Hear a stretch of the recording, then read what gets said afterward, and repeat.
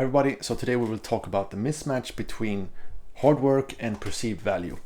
So if you're a hardworking person and you think that working hard is good, like the more work you put in, the more results you will get back. But I actually had a big wake-up call about this lately when it turned out that a customer valued something completely different from what I thought that she valued. So in a previous project where I produced music for two singers, I'd worked so hard on finding a studio with a Steinway grand piano for $100,000 in it so that they could record there because their songs were based on piano.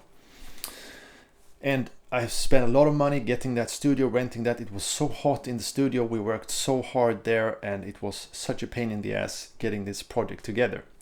And the end result became amazing, but I almost killed myself in the process. And when the project was finished, I asked the piano player, didn't you think it was different from the songs you had recorded before on an electric piano? And the answer she gave me just knocked me off my feet, because she said, I can't really hear the difference.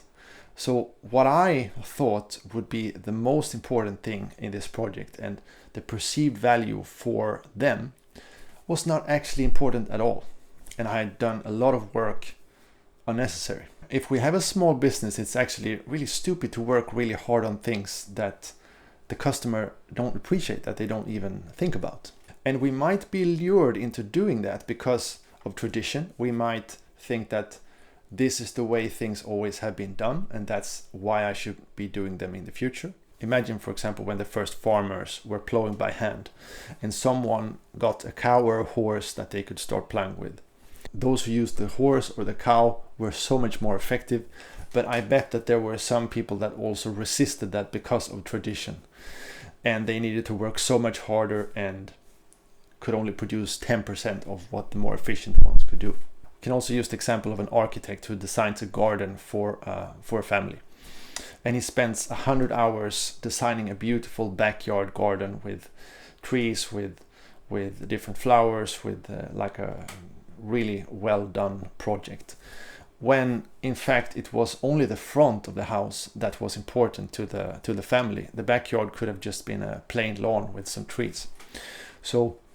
And he just spent 100 hours of his precious time doing that. We could also have the example of a gardener who insists on cutting bushes by hand because he thinks the end results gets 10% better than if he would use a machine. But actually the workload is maybe 500% more when he cuts by hand. So it can really make sense to investigate what is the real value for the customer, what is the perceived value. So if we take this book, it represents the workload of a project that we're doing for a customer. We think that this whole thing is equally valuable, and we work really hard on making this whole thing. But it turns out that the customer only values this corner up here. This is the most important part for them.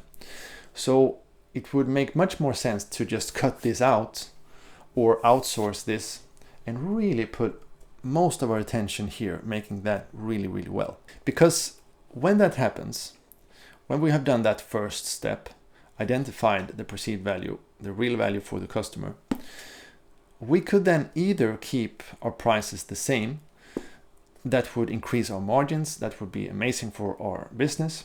This would really have a positive effect on profit margins in our company. The second alternative we could do is lower our prices drastically by 80 or 90% and becoming the low-cost producer in this niche. That would enable us to scale. We could spend more on marketing. We could take on much more clients, because in the long run, a low-cost producer always wins because they cannot be competed away. When you lower prices, most of the competitors are really sweating because they cannot keep up with your prices. So the low-cost producer wins. And if there's a downturn in the economy, people go to the low-cost producer, and that one will gain market share.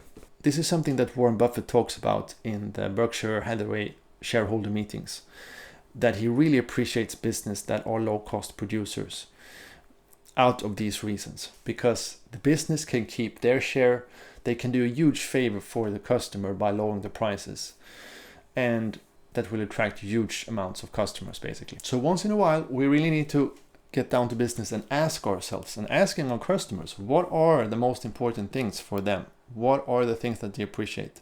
Because maybe we're spending a lot of time and energy, like I have been doing a lot of times, on the wrong things, the things that I think is important, but the customer, they don't really care about those things. And doing that process will save so much energy and time and hard work, and it would free up a lot of energy that we can spend on more important things. Thank you so much for watching, and see you again next week.